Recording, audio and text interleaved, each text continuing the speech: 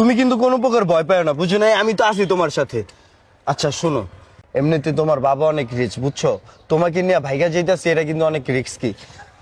পুলিশের কিন্তু একটা জায়জামেলা হইতেই পারে। আমি জানি, যদি আমাকে কোনো পুলিশ জিজ্ঞেস করে আমি বলবো আমি ওর সাথে নিজ ইচ্ছায় আসছি, আমাকে কেউ জোর করে না। আমার বাবা তোমাকে মাইনা নেয় নাই, তাই আমি তোমার সাথে আসছি।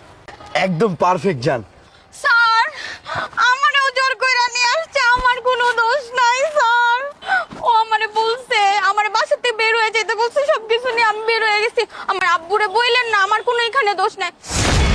আমার আব্বু জানে না, আমার দিয়ে আসবেন আমার আব্বুর কাছে, আমি যাব। ওইসে থামা তোর নাটকবাজি, এটা আমার বন্ধু, বুঝছিস তাই? তোর পরীক্ষা করার লিগা 500 টাকা দিয়ে ড্রেস ভাড়া করে বন্ধুরে পরে লইছি। তুই তো প্রথম পরীক্ষায় ফেল। এখনই পুলিশ দেখে তোর এই অবস্থা, সারা জীবন তুই আমার লাগে কেমনে পার করবি? তোর লাগে সব সম্পর্ক শেষ। আর যদি সত্যিকারই পুলিশে ধরতো, বন্ধু আমার যে কি হইতো বন্ধু, আমরা জায়গায় এনে হলে বন্ধু বাটপারি করতে টাকা পয়সা লেছি নিয়ে দেখ। আয় এটা লয়ে যাই, দেখ কি আছে। এটা তো কাল থেকে এটা আয় আয়।